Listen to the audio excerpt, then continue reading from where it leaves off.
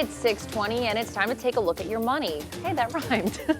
Well, March Madness is officially underway, and each year the NCAA men's and women's basketball tournaments are among the most heavily watched sporting events on television. But the March Madness has also become one of the most heavily wagered sporting events in the country. Now, according to the American Gaming Association, a record high $3.1 billion will be legally wagered on this year's games. Financial advisor Mark Gravicheski is joining us now on Zoom to break it down for us. Good morning, Mark. Morning, Ava. Happy Monday. Great to see you again, as always. Yes, happy Monday. Great to see you, too. So, Mark, tell me, what does the American Gaming Association define as legal wagers, and how much more is being wagered if you include non-legal ways of gambling? Short answer, a lot, but we'll break it down a little bit more here. There's a couple of ways you can legally bet on college or professional sports. One, you can simply walk into a casino, and many offer what are called sports books, where you can place a bet on a game. The second way is online. Many casinos, but also, companies such as, FanDuel, DraftKings, and look, I'm not endorsing these companies at all, but they offer their own online sports books. But the Super Bowl, Ava, is the most heavily wagered single game in the United States. For the 2025 Super Bowl between the Chiefs and the Eagles, the American Gaming Association estimates, get a load of this, Ava, there was $1.39 billion in legal bets on that one single game.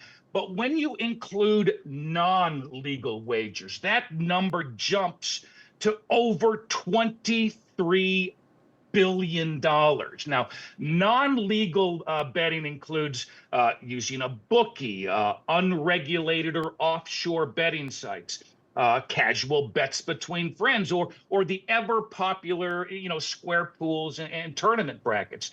Now, by comparison, March Madness, Ava, is the most heavily wagered sporting event. For the men's and women's tournaments this year, the American Gaming Association expects a record high $3.1 billion will be legally wagered. Now, they won't disclose their estimate on non-legal gambling for this year's March Madness, but many experts project there will likely be tens of billions of dollars more that is wagered illegally over the course of these tournament games. And Mark, according to the American Gaming Association, in 2024, the amount of money Americans legally wagered on sports betting nearly rose 24% to a record high of nearly $148 billion. So why are we seeing such a rapid rise in sports betting in our country? Well, sports betting, simply has become big business, and it attracts those dollars.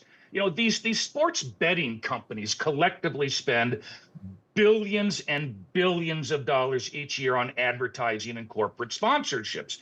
Get a load of this. NFL teams, Ava, are now allowed to partner with these sportsbook companies to provide legalized gambling within their stadiums and actually engage in revenue sharing. But also, the taxes generated from sports bettings have become a major source of revenue for many state and local governments. It's no surprise, Ava, Illinois has quickly become one of the most active states in sports betting. Last year, the state of Illinois collected nearly $500 million in tax revenue just from sports betting alone. But ultimately, this ongoing surge in sports betting can be traced back to that 2018 U.S. Supreme Court decision that effectively struck down the existing federal ban that prohibited wagering on sporting events. And that single court decision, Ava, immediately opened this literal floodgate of investors, of companies willing to step in and satisfy Americans' desire to bet on both college and professional sports. Wow, really interesting stuff, Mark. Thank you so much, and we'll see you next Monday. Good luck in your square pool if you have one, or your tournament bracket, by the way. Thank you, Mark.